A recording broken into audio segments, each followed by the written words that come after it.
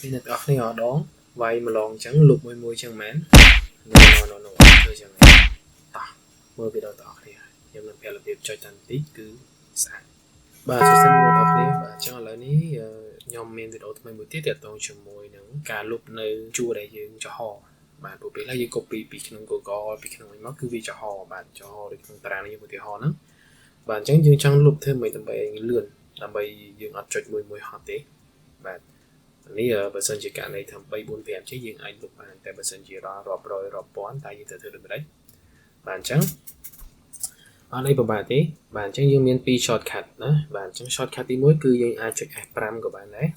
អានេះយើងធ្វើការ select ទៅលើតារាងនោះទាំងអស់មកបាទនៅលើ keyboard យើងចុច F5 មកវាចេញបែបនេះហើយណា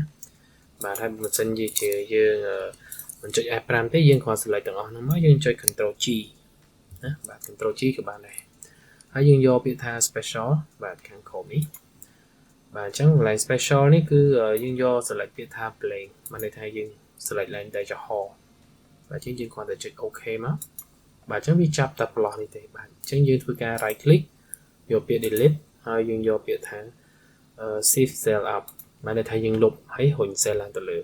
ណាបាទអញ្ចឹងយើងគ្រាន់តែ OK មកជាការស្រេចងាយ